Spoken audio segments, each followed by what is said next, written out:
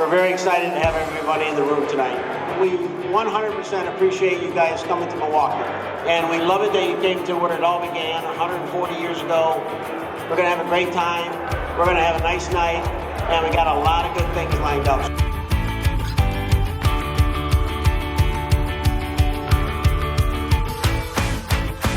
Radin in the field for Control Trends. I am here at Johnson Controls CBC 23 with Jane Wamsley, and she's the brains behind this event. She's the magic that made it all happen.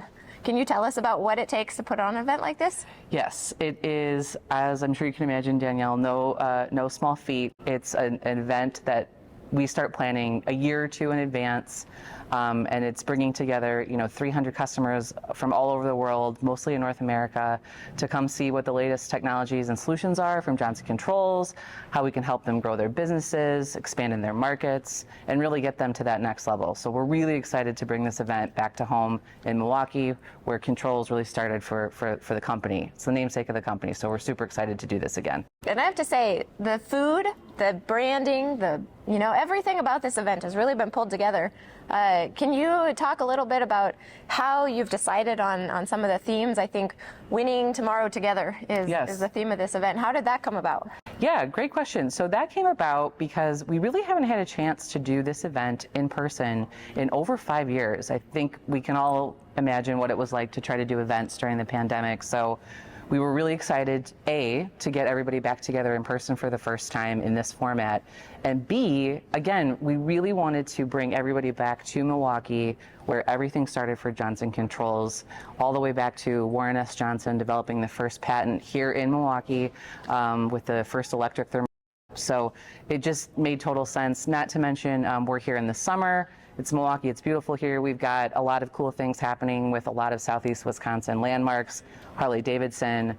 We're here at the Baird Center, which is going through a huge expansion, part of a project that we were involved in. So not only that, right, we're commemorating 30 plus years of partner relationships and authorized partnerships and collaborations. So when you think about that commemoration all the way from the channel to partnering with customers, to the products themselves and the innovations that we're showing here, that winning tomorrow together really came through fantastically.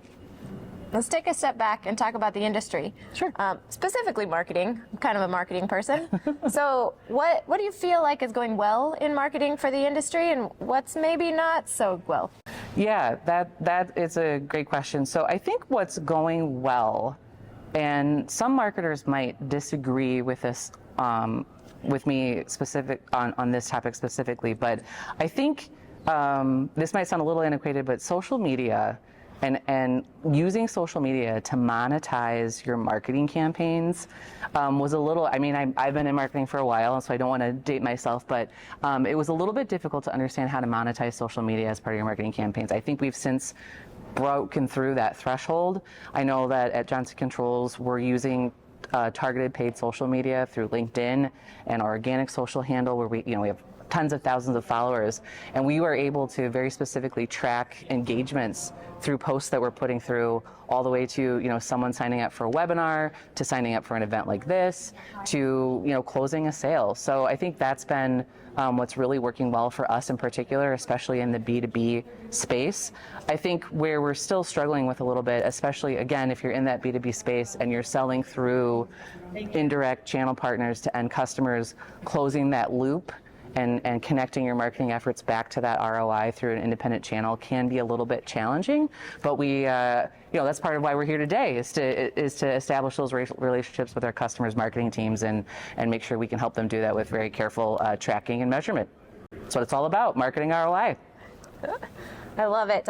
Is there any advice that you could give to others in the industry who are trying to get into marketing? They might be struggling a little bit. They're thinking maybe my website's just not good enough.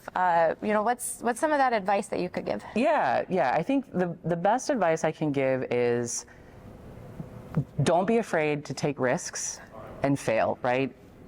Half of marketing is trying something, understanding maybe that didn't work, but now you've got the baseline measurement to say, okay, this didn't work. And that comes back to the second point, which is measure everything you do to the best of your ability. If you're struggling a little bit on how do I measure, what KPIs should I be looking at, how do I measure certain things, There are tons of great blogs, white papers, trusted agency partners, even for what surprisingly is a low consultant fee. You can work with people who do this and have done it for years and kind of have cracked that code. So I think that's the most important thing. Don't be afraid to fail, try, but also measure, and then learn from that and don't do it again. And don't be afraid to set those baselines so you know you got to start somewhere, and then you can grow as your campaigns evolve and your plans evolve over time, year over year. So JCI has been around since 1883 with the first thermostat, right? So that's a historic brand. I mean, you guys are trusted in the industry. You've proven yourself historically. So how are you balancing that with innovation and building into a new generation, a new audience? Yes, great. So I think it's interesting. I think when you have a legacy of innovation, that lends itself, believe it or not, to leading the pack in terms of innovation for the future, right? And so if you think about what we're doing across our BAS portfolio in particular over the next couple of years, we are creating that next generation of building automation and controls. We want our systems to be as intuitive to use as possible so that as the workforce is turning over and younger folks are coming and they want to be able to function in their work roles very similar to how they're functioning in their personal lives with apps and with social media, we want our systems and products to function the same way. Cloud-enabled, easy to use technology is what it's all about, and who better than Johnson Controls to create that true foundation of next gen. We've created it. We're going to set the tone for what the next generation is. So you mentioned that you're kind of taking a social media route and really winning at that. Yeah. How can your audience find you on social media? So you can find Johnson Controls on YouTube, X, formerly Twitter, Facebook, and LinkedIn at Johnson Controls, and you can also find us on Control Trends.